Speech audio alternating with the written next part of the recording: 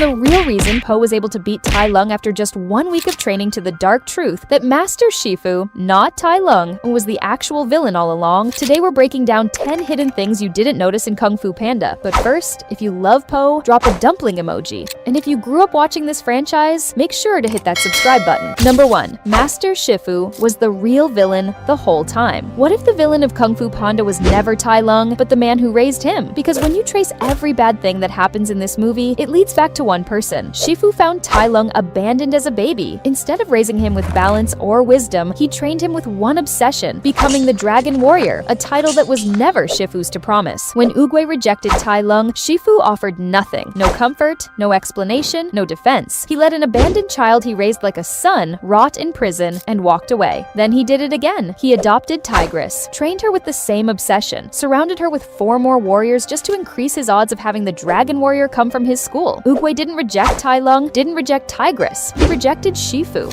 every single time. Tai Lung wasn't born a villain. He was built into one by the man the movie asks you to trust. Number 2. Oogway chose Po before the ceremony even started. Here's the moment that changes everything, and it lasts about 2 seconds. When Po is trying to get over the wall to see the Dragon Warrior selection, he launches himself off a tree, crashes into fireworks, and goes flying. Right as he goes over, the camera cuts to Oogway, and his eyes go wide. Look at where Oogway is standing relative to the wall. He's in the exact position to see Po come flying over. And that launch, Po gets high enough that there's no way Oogway missed him. So when Oogway points at Po moments later, it's not random. It's not mystical chaos. He already saw a panda with 0 skill fling himself off fireworks with pure determination just to get a glimpse of something he loved. That's exactly what a Dragon Warrior looks like. Oogway just recognized it before anyone else did. Number 3. Kai already beat Tai Lung, and he wears the proof. The debate never ends. Who's stronger, Tai Lung or Kai? But here's the thing. The movie already answered it, and most people walk right past the evidence. Look at Kai's belt. One of the jade pendants hanging there is shaped exactly like Tai Lung, which means they already fought in the spirit realm, and Kai won. But here's the deeper logic everyone skips. Tai Lung's greatest weapon is his nerve strike, a precise technique that can paralyze any opponent instantly. He took down all of the Furious 5 with it. Nerve strikes only work on mortal bodies. Kai is a supernatural spirit warrior. He doesn't feel pain. He doesn't fatigue. Physical attacks are useless against him. Tai Lung didn't lose because his martial arts failed. He lost because you cannot punch a ghost. And now Kai wears him on his belt like a trophy. Number 4. Lord Shen might have orphaned Tai Lung on purpose. This theory connects 2 villains across 2 separate films, and it's darker than either movie ever says out loud. Lord Shen heard a prophecy that he'd be defeated by a warrior in black and white, so he went on a rampage, wiping out pandas across the region to eliminate anyone who could match the description. But pandas weren't the only black and white warriors around. Snow leopards fit the description too, and Tai Lung, found abandoned on a palace doorstep as a baby, was one of the most gifted snow leopard warriors who ever lived. What if Shen targeted his village? What if the reason Tai Lung was found alone, with no family, no origin, no name, is because Shen got to them first? 2 villains, 1 prophecy, and an orphan left on a doorstep who nobody ever asked the right questions about. Number 5. The water tells you exactly when Shifu is wrong. This detail is so quiet most people never register it, but once you know it, you see it everywhere. Master Oogway tells Shifu that his mind is like troubled water, agitated and impossible to see clearly through. And the film tracks it visually. Every time Shifu makes the wrong call, the water in the scene goes murky. The clearest example, when Shifu decides to stay behind and confront Tai Lung himself instead of sending Po. That's the moment Shifu is most wrong. And right on cue, the water around him clouds over completely. The film is quietly grading every decision Shifu makes in real time. He just never looks down. Number 6. The real reason Po beat Tai Lung so fast. Here's what the movie doesn't fully explain, and it actually makes Po's victory make complete sense. Tai Lung destroyed the Furious 5, defeated Shifu one-on-one. How does Po beat him after 1 week of training? 2 reasons. First, Tai Lung completely underestimated him. A dragon warrior showing up out of breath, on his knees, barely standing, that's not a threat. So Tai Lung stops treating Po like a fight. He stops paying attention, and that's exactly when Po hits him. Second, the Dragon Scroll broke Tai Lung in a way no technique could. He spent his entire life believing that Scroll held ultimate power. When he opened it and found nothing, he lost his focus completely, flew into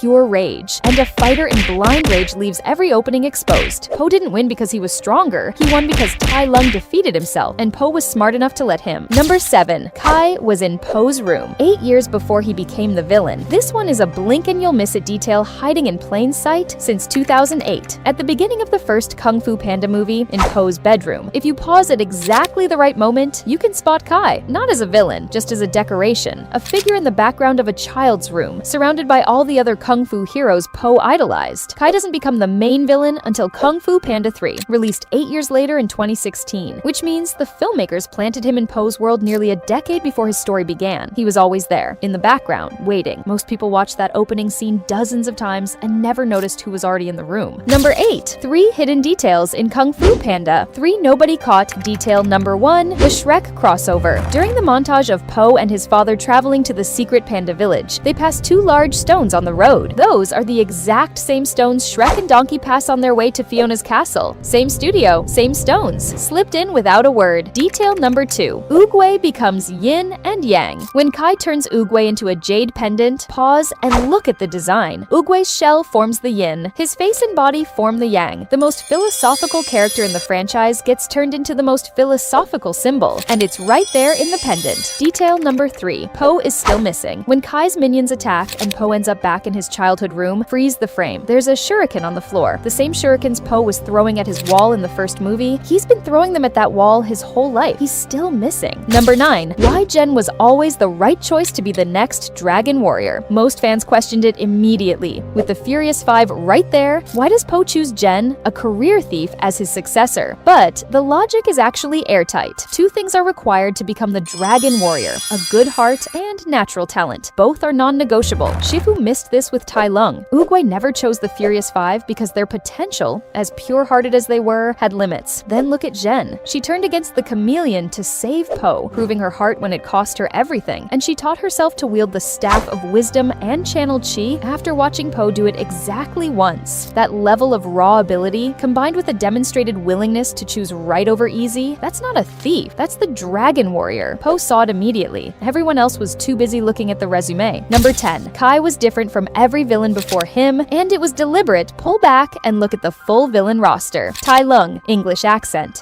Where's the Dragon Warrior? Lord Shen, English accent. Keep firing! Every major antagonist in this franchise speaks with the same kind of refined, theatrical voice. Then Kai arrives, and he's the first Kung Fu Panda villain with no English accent at all. That's not a casting accident. Kai comes from the spirit realm, a completely different plane of existence. He predates the Valley of Peace, predates Oogway's era, predates the world the other villains inhabit. His voice was deliberately made to feel like it comes from somewhere else, something older, something that doesn't belong in the living world at all. And to take his chi, he reverses the exact movements used to give it, the spiritual opposite of everything the franchise teaches about connection and generosity. Every other villain wanted power. Kai wanted to drain the thing that makes the world worth saving. That's why he sounded different, because he was. And that's it. Which one hit you hardest? Shifu being the real villain, or the detail you completely missed? Drop it in the comments. If you want the next part, hit that like button and make sure you're subscribed, because we're uncovering even more secrets next time.